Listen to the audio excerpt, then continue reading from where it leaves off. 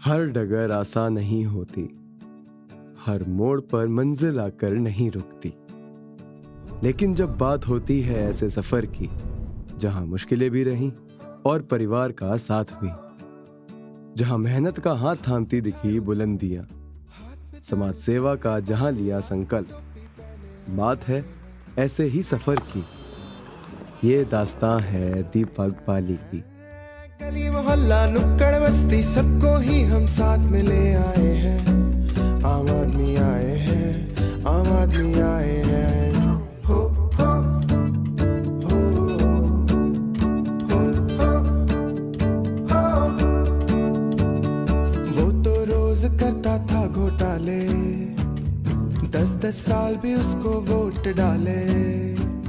वो तो रोज करता था घोटाले। बाली जी मतलब बहुत ही प्रतिभावान, बहुत ही कर्मठ और युवा नेता है वो। जब से दीपक बाली जी ने राजनीति में कदम रखा है, मैं जब राजनीति में नहीं थे, जब से मैं इनके साथ हूँ और मेरे सामने राजनीति में आए हैं। जैसे पहले थे ये राजनीति से पहले, राजनीति में आने के बाद भी ऐसे ही हैं। सबका ही उन्होंने ध्यान में रखी है, सबकी बातें सबके लिए सोचा है। दीपक बाली का जन्म 1973 में उत्तराखंड के ऊधम सिंह नगर जिले के काशीपुर शहर में हुआ, जो उस वक्त उत्तर प्रदेश का हिस्सा था। देखिए, मैंने जब सरस्वती शिशु मंदिर से मेरी शिक्षा शुरू हुई, उसके बाद गीता भवन और उदयराज और फिर राधे हरी डिग्री कॉलेज काशीपुर में, यहाँ मेरी शिक्षा पूरी हुई। दीपक बाली मेरे छोटे भाई हैं।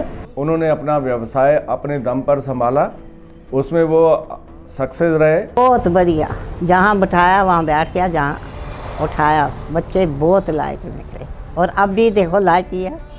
कॉलेज के समय पर ही यह छात्र राजनीति में भी अपनी जगह बनाने लगे। कॉलेज लाइफ बहुत अच्छी रही हमारी इनके साथ और लोगों के प्रति बहुत अच्छा व्यवहार रखते हैं और जब भी कहीं आवाज़ देते हैं हम तो इनके साथ बचपने से ही खड़े हैं और आज भी खड़े हैं।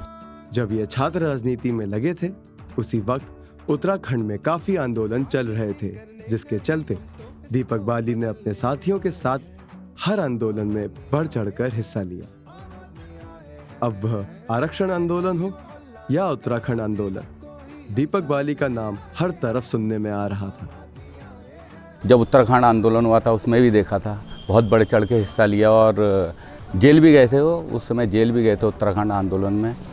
अब भी देखो तुम्हारी ये उत्तराखंड का कर दिया था तो वहाँ ले गए, तो उन्होंने कहा तो तुमने बंद हुए थे। उसने कहा क्या बात है, बंद हुआ था, अब भी बंद कर दो। अब भी उसी लाइन पर चल रहा। कोई बच्चा मेरा ऐसा नहीं है। काशीपुर के 9 अन्य लोगों के साथ दीपक बाली 17 दिन कैद में भी रहे, लेकिन समाज के लिए लड़ने का और समाज के लिए कुछ कर दिखाने का जज्बा अभी शांत नहीं हुआ था। जूता फटा है, जूते में टांके लगवा लेंगे, 2 रुपए देके 500 देके। ये दीपक में मतलब क्या नहीं ले सकता इंसान। तो मुझे ये बोल रहा है कुंदन, मेरा किचन वाला, हंस के बोल रहा है, बोला मैम अब तो जूते में टांके लगाने के लिए चमड़ा भी नहीं है। इसके बाद इन्होंने राधे श्री हरि डिग्री कॉलेज से अपनी MA की डिग्री प्राप्त की और वहीं से इन्होंने मन बना लिया कि अब वह राजनीति नहीं करेंगे और अब व्यापार की ओर बढ़ेंगे। शुरुआती दिनों में दीपक बाली ने अपने पिताजी की लकड़ी का काम में हाथ बटाना शुरू किया और वहीं से सफर शुरू हुआ दीपक बाली के व्यापार का।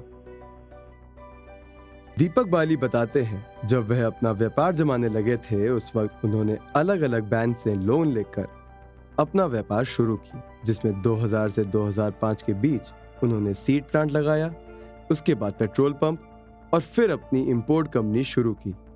इसी तरह से आने वाले 15 साल में दीपक बाली ने अपने व्यापार में अलग अलग ऊंचाइयां हासिल की, मगर व्यापार के साथ साथ दीपक बाली ने कभी भी समाज का हाथ नहीं छोड़ा। लेकिन जो मेन सिद्धांत हैं, जो मेन इनके कमिटमेंट हैं, वो उनमें बदलाव नहीं है बिल्कुल भी। जो एक शासक व्यक्ति होता है ना, सही चीज़ गलत तो गलत, सही तो सही, ये हर चीज़ में है इनके साथ। दीपक हमेशा से लोगों का साथ अपनापन बनाकर रखते हैं, उनके दर्द को अपना दर्द समझते हैं। दीपक को बहुत ठेस पहुंची जब उन्हें यह पता चला कि काशीपुर के शंकरपुरी में बीते 18 साल से सड़क नहीं बनी। हमारा घर पीछे है, जब पानी आता तो इतना पानी आ जाता है, कि हम अपने बच्चों को अंदर छिपाते फिरें कि हमारे बच्चे ना कभी बह जाए पानी में। बाली जी वहां के स्थानीय लोगों से बात करने पहुंचे। वहां के लोगों का कहना था कि हम वोट नहीं देने जाएंगे, मगर दीपक ने वहां लोगों को समझाया कि वोट देना आपका अधिकार है और जिम्मेदार नागरिक होने का सबूत भी। तो निवेदन करा है कि वोट जरूर देना है आपने, चाहे जिसे मर्जी दें। दीपक बाली कहते हैं कि समस्या आज है तो उसका हल भी आज ही होना चाहिए, क्योंकि समय अगर किसी के लिए नहीं रुकता तो जनता की सेवा के लिए क्यों रोक दिया जाए। पैसा और पावर हर कोई नहीं संभाल सकता, ये संभालने के लिए भी तो उन्होंने बोला दीपक बाली से सीखो। दीपक बाली अपने बिजनेस के दौरान भी सामाजिक संस्थाओं से जुड़े रहे और समाज में अपना सहयोग देते रहे। अब वह सहयोग चाहे खुद अपनी उपस्थिति देकर करना हो या किसी से पैसे की मदद करना हो, दीपक बाली ने कभी भी किसी से मुंह नहीं मोड़ा।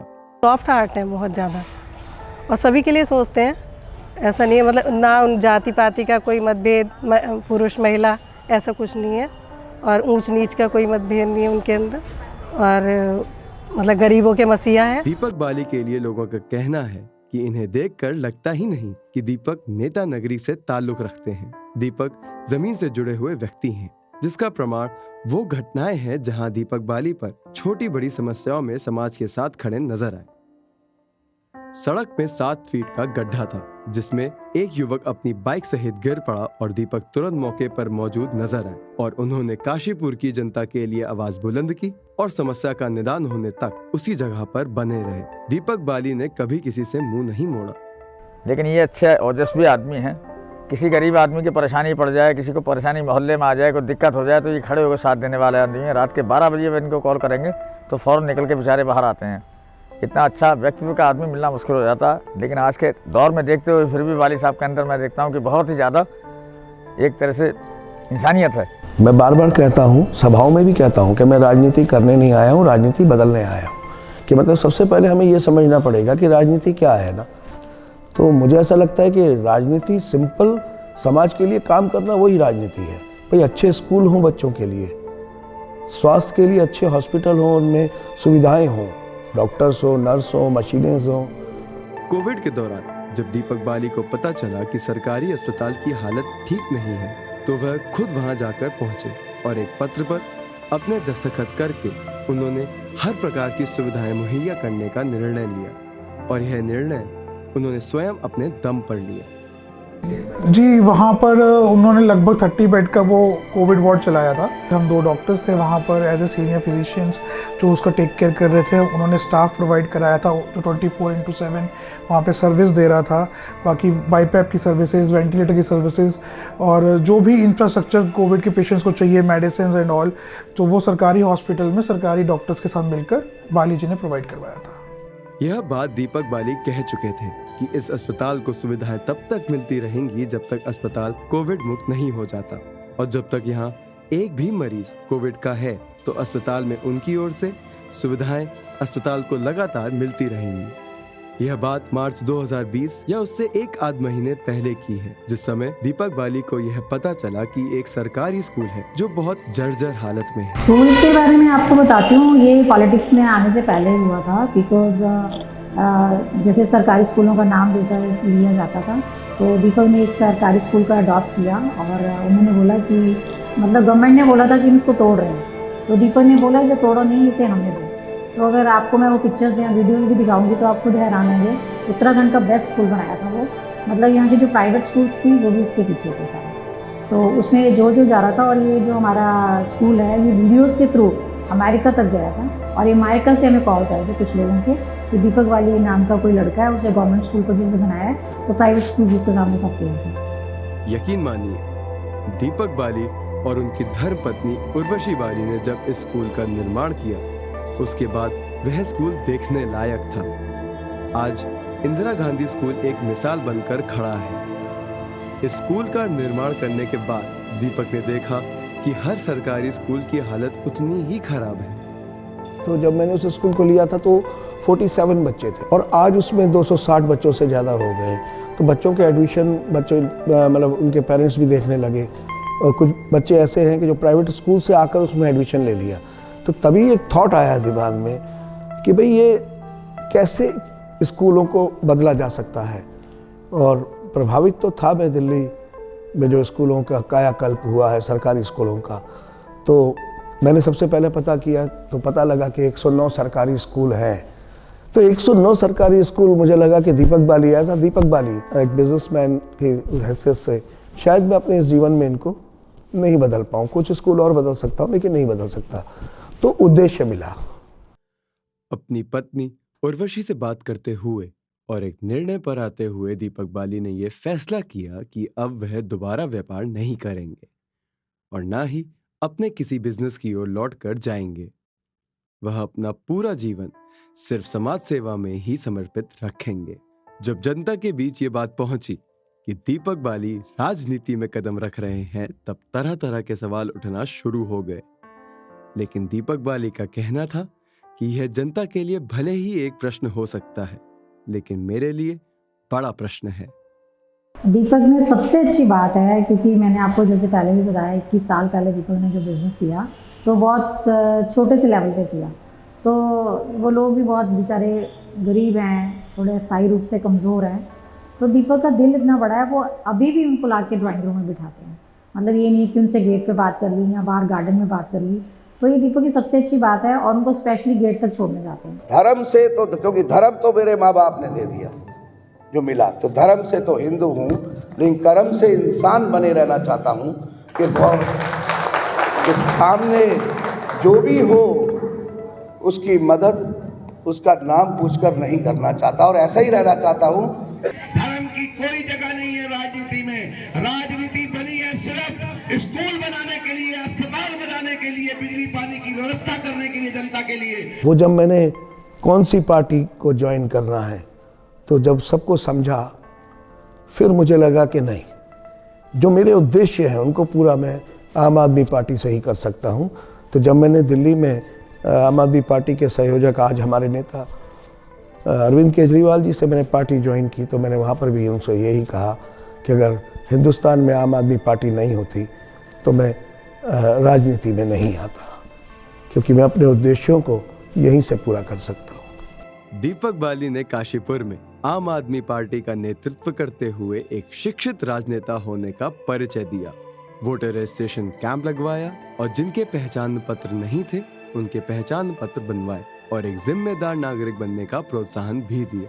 पहचान पत्र बनवा रहे हैं दीपक बाली जी, उसके बाद उसके लिए धन्यवाद, बहुत अच्छा करा रहे हैं। अरविंद केजरीवाल, दिल्ली के सीएम और डिप्टी सीएम मनीष सिसोदिया जी जैसे लोग आम आदमी पार्टी को नई ऊंचाइयों पर ले जा रहे थे, जहां सिर्फ समाज सेवा ही सभी की प्राथमिकता थी। दीपक ने जब आम आदमी पार्टी की ओर देखा तो उस वक्त पाया कि कोई पार्टी ज्वाइन करने से पहले सीए था तो कोई अपनी आईटी कंपनी बंद करके आया था। तो वहां पर एक जैसे विचारधारा के लोग देखने को मिले, जहां सिर्फ हाथ जोड़कर वोट नहीं मांगा जाता बल्कि काम करके दिखाया जाता है। इसी के साथ ही पार्टी के प्रभारी रहे दिनेश मोहनिया जी के द्वारा दिए गए कार्य दीपक लगातार समय पर पूर्ण करते रहे और एक कुशल सेनापति के तौर पर पार्टी में खुद को उन्होंने साबित किया। पार्टी ने उनकी कार्य क्षमताओं को देखते हुए पार्टी ज्वाइन करने के 3 महीने बाद ही पार्टी का प्रदेश उपाध्यक्ष बनाया और उसके बाद उनके काम करने के तरीके को परखा तो उन्हें स्टेट इलेक्शन कमेटी का प्रदेश अध्यक्ष बनाया। इसी के साथ ही दीपक ने पार्टी के साथ कई कार्य किए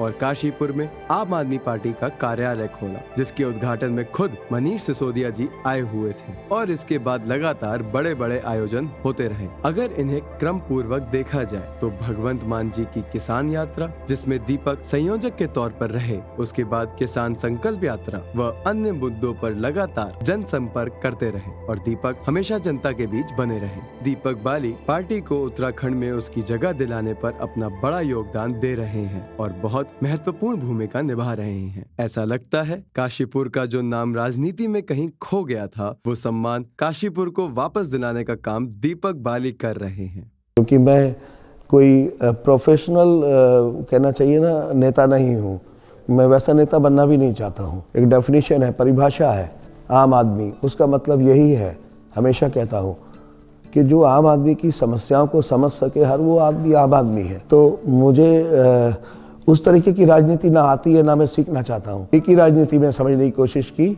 और उसी को सीखना चाहता हूँ और उसी को करना चाहता हूँ कि सिंपल काम करना है समाज के लिए। तो बहुत कुछ सीखने का जरूरत नहीं है। दीपक बाली अलग अलग न्यूज प्रोग्राम में भी अपनी बुलंद आवाज के साथ आम आदमी पार्टी का परचम लहराते नजर आए और बेबाकी के साथ अपनी बातें रखने का इनका अंदाज सबको पसंद आ रहा था। और लगातार बढ़ते क्रम में अरविंद केजरीवाल, दिनेश मोहनिया जैसे नेताओं के साथ आगे बढ़ते हुए आम आदमी पार्टी ने उत्तराखंड की कमान अजय कोठियाल के हाथ में दी और उसके बाद 300 यूनिट बिजली फ्री, 24 घंटे बिजली, 6 महीने में 1 लाख नौकरी, रोजगार मिलने तक 5,000 रुपए महीना, अयोध्या, अजमेर शरीफ, करतारपुर साहब की फ्री तीर्थ यात्रा, 18 वर्ष से ऊपर हर महिला को 1,000 रुपए हर महीने, हर शहीद के परिवार को 1 करोड़ रुपए, हर पूर्व सैनिक को सरकारी नौकरी। इन सभी गारंटी के लिए दीपक बाली जी द्वारा समय समय पर आयोजन करवाए गए और साथ ही काशीपुर के क्षेत्र वासियों को सभी गारंटी कार्ड के लिए जागरूक करने का काम भी बहुत बड़े स्तर में किया जा रहा है। दीपक बाली के माता पिता को ये उम्मीद थी कि ये भविष्य में बहुत बड़े इंजीनियर बनेंगे, मगर किसको क्या पता था कि दीपक बाली क्या सोच रहे हैं। वो चाहते थे मैं भी डॉक्टर बनूं, इंजीनियर बनूं उस समय, लेकिन छात्र जीवन में जब छात्र राजनीति आ गई तो वो सब चीज़ें पीछे छूट गई। लेकिन उसके कुछ साल बाद जब लोगों के सहयोग से, साथ से व्यापार में एक मुकाम पा लिया तो माँ से पूछा कि अब भी खराब लगता होगा कि मैं डॉक्टर नहीं बना, इंजीनियर नहीं बना। तो उन्होंने सिर पर प्यार से हाथ रखा, आँख में पानी भी आ गया। नहीं नहीं नहीं, बिल्कुल ख़राब नहीं लगता, तुमने बहुत इज्जत कमाई है और मुकाम अच्छा हासिल किया है, तो फिर सब ठीक हो गया, अच्छा लगा। महान बनने की कोई ख्वाहिश नहीं मेरी, करूँ मैं खुद को साबित ये आजमाइश मेरी, समाज सेवा हित में करूँ मैं अपना सहयोग, इसके अलावा और कोई फरमाइश नहीं मेरी।